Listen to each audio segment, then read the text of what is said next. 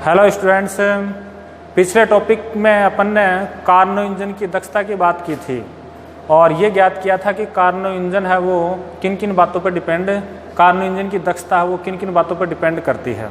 उसमें मुख्य बात ये निकल के आई थी कि कार्नो इंजन की दक्षता है वो T1 और T2 पर डिपेंड करती है और वो कार्यकारी पदार्थ पर डिपेंड नहीं करती है।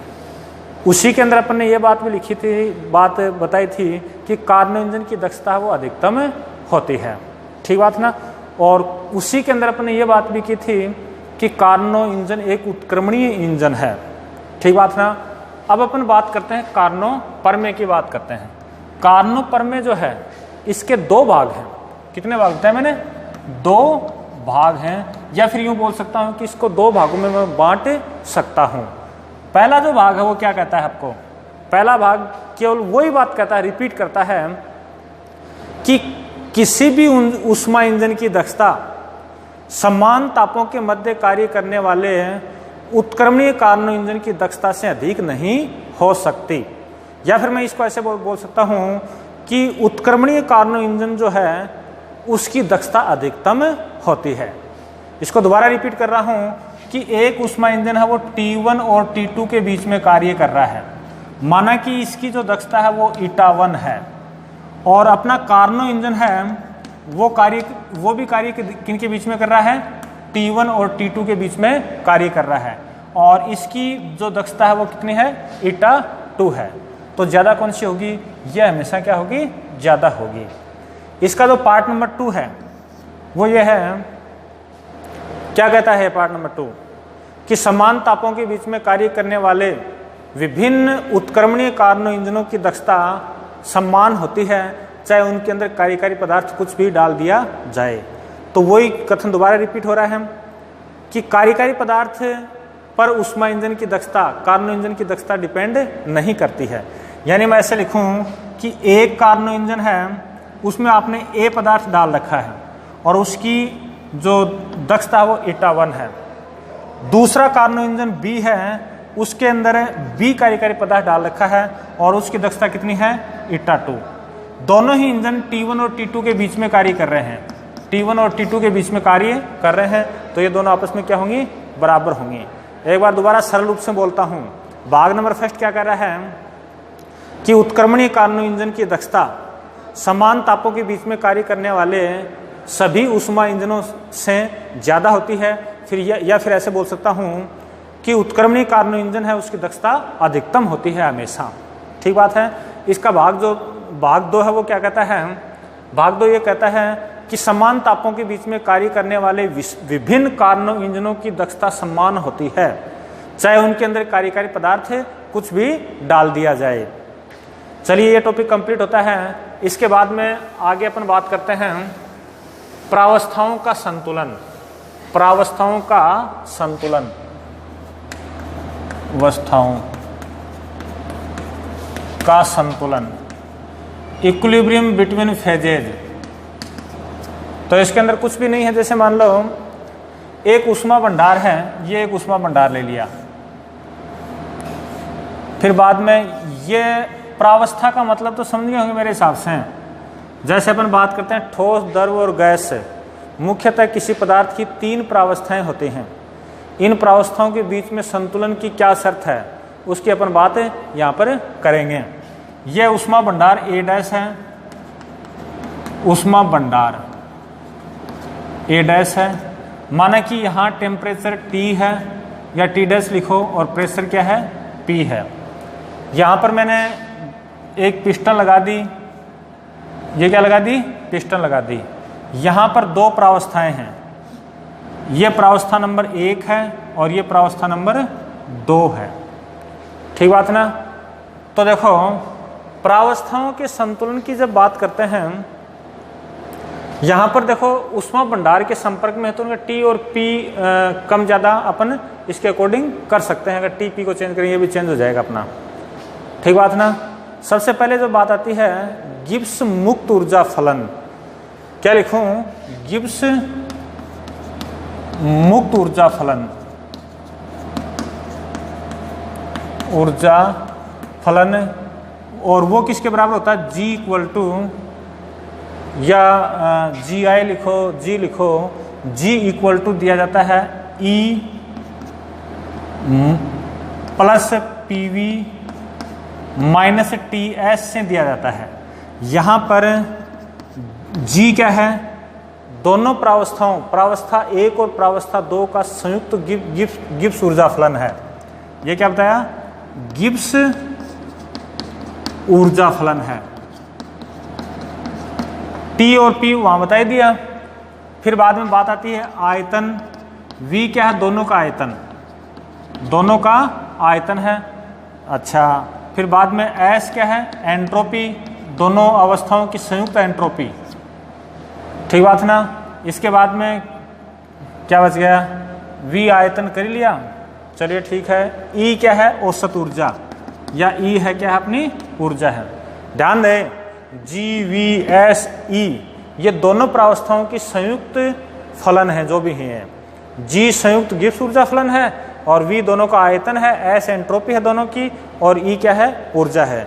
इनको मैं ऐसे भी लिख सकता हूं, जी equal to G1 plus G2 और E इक्वल टू लिखा जा सकता है E1 प्लस E2 लिखा जा सकता है, और V बराबर लिखा जाएगा V1 प्लस V2 और S बराबर लिखा जाएगा S1 प्लस S2।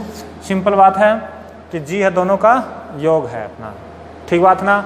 अब आगे बात करता हूं मैं, माना कि प्रति अणु गिब्स ऊर्जा फलन, गिब्स ऊर्जा फलन वो स्मॉल G1 व स्मॉल G2 है। ठीक बात है। और जो प्रावस्था 1 के अंदर, प्रावस्था 1 में अणुओं की संख्या N1 है और प्रावस्था 2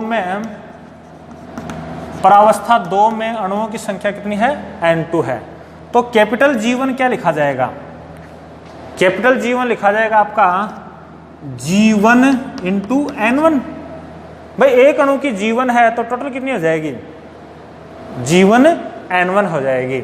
इसी प्रकार से मैं लिख सकता हूं G2 इक्वल टू लिखा जाएगा G2 और N2। फिर आगे अपन बात करते हैं कि टोटल G कितना हो जाएगा, गिब्स ऊर्जा फलन G बराबर थोड़ी देर पहले लिखा आपने G1 plus G2, value put करता हूं तो यह आ जाएगा G1 N1 और प्लस G2 N2।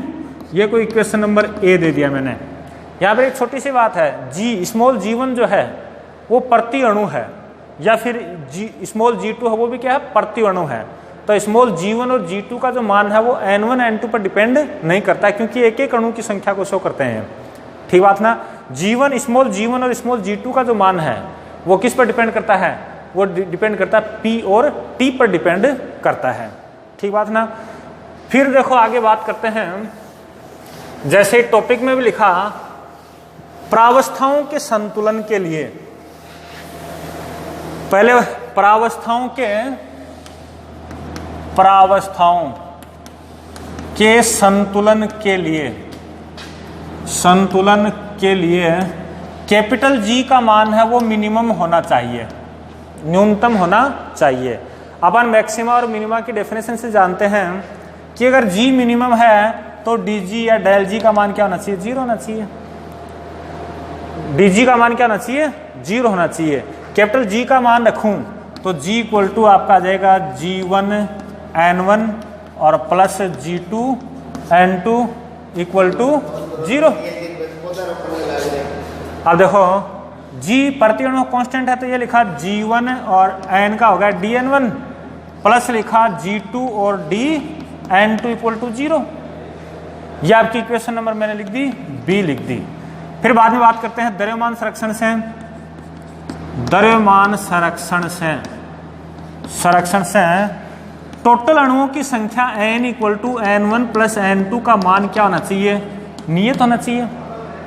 द्रव्यमान संरक्षण क्या कहता है कि इनकी संख्या हमेशा क्या रहेगी, नियत रहेगी। इंटरचेंज हो जाएंगे वो एक अलग बात है। तो यहां से क्या आएगा आपका DN इक्वल टू 0, नियत का अवकलन करेंगे तो 0 हो जाएगा। DN की जगह मैं क्या लिख सकता हूं, DN1 plus DN2 equal to 0। ठीक बात है। यहीं से आ जाएगा N2 equal to minus dN1। समीकरण बी में रखने पर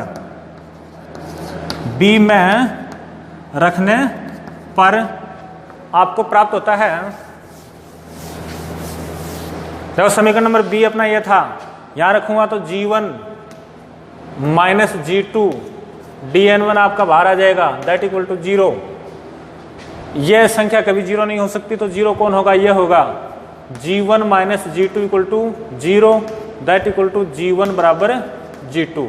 ये प्रावस्थाओं के संतुलन की शर्त है। इसको हिंदी में क्या बोल सकते हैं कि प्रावस्था 1 और प्रावस्था 2 के अंदर प्रति अणु गिब्स ऊर्जा फलन का मान क्या है, बराबर होना चाहिए, तभी जाके दो प्रावस्थाएं क्या होंगी, संतुलन की स्थिति में होंगी।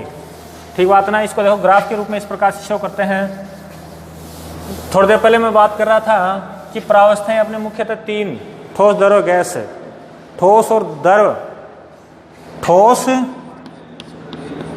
व द्रव जो प्रावस्था वक्र है उसको बोलते हैं गलन वक्र।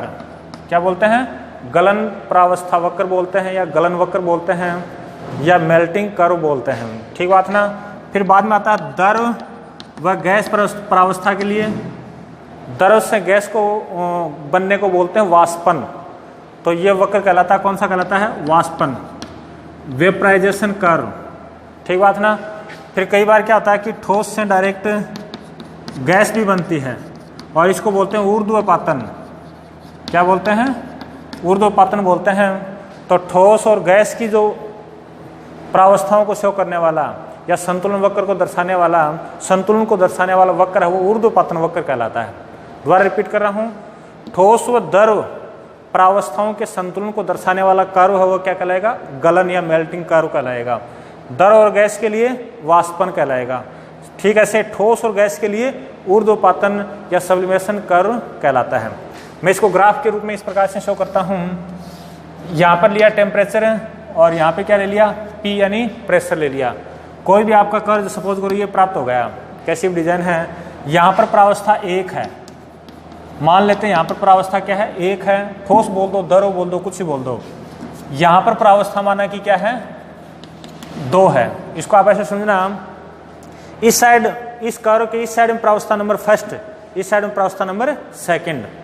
प्रावस्थाओं का संतुलन इस ग्राफ पे हो रहा है, तो इस ग्राफ पर आप क्या लिखोगे, G1 इक्वल टू G2 लिखोगे।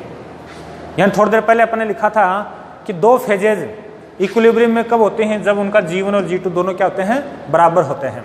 ठीक बात है ना। अब बात आती है यहाँ पर, इसको आप ऐसे समझ सकते हो कि ये ठोस और ये द्रव है, तो ये ग्राफ क्या कहलाएगा, ये ग्राफ कहलाएगा गलन वक्र कहलाएगा। ठीक ऐसे ही अगर ये ठोस और ये गैस होती तो ऊर्ध्वपातन वक्र कहलाएगा। ठीक बात ना। अब बात आती है कि इस साइड में G1 और G2 और इस साइड में G1 और G2 के बीच में क्या संबंध होगा। इस साइड में प्रावस्था नंबर 1 संतुलन के अंदर है या स्थायी है, तो अपना G1 क्या होगा, कम होगा। ठीक ऐसे ही इस साइड के अंदर प्रावस्था नंबर 2 है, वो स्थायी है, संतुलित है, तो यहाँ पर G2 का मान क्या होगा, कम होगा। क्योंकि अपन लोग जानते हैं कि संतुलन वहीं पर होता है जहाँ पर G का मान क्या होता है, मिनिमम होता है। ठीक बात ना। तो इस प्रकार से देखो, यहाँ पर कोई इतना खास टॉपिक अपन ने किया नहीं है, लेकिन आगे की टॉपिक के लिए एक इम्पोर्टेंट पॉइंट है। ठीक बात ना। यहाँ पर एक ग्राफ खींचा है, इस ग्राफ को मैंने समझाने की कोशिश की है कि ये आपका ठोस द्रव हो सकता है। ये ग्राफ क्या है, अगर ये ठोस और ये द्रव है तो ये क्या कहलाएगा, आपका गलन कहलाएगा। ठीक ऐसे ये द्रव और ये गैस है तो ये आपका क्या कहलाएगा, वाष्पन कहलाएगा। ठीक ऐसे ये ठोस और ये गैस होती तो ये ऊर्ध्वपातन वक्र कहलाता है।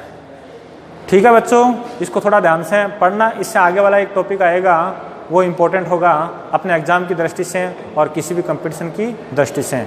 इसके अंदर जो कारणों पर में किया है उसको छोटे नोट्स के रूप में पूछ लिया जाता है प्राय। इस टॉपिक सेकंड वाले टॉपिक के अंदर प्राय आपको केस ध्यान रखना है। केस कौन सा, कि प्रावस्थाएं तभी संतुलित होती हैं जब उनका स्मॉल G1 और G2 दोनों क्या होते हैं, इक्वल होते हैं। ठीक बात ना। और जहाँ पर संतुलित होते हैं उसी को प्रावस्था संतुलन वक्र कहते हैं। Thank you.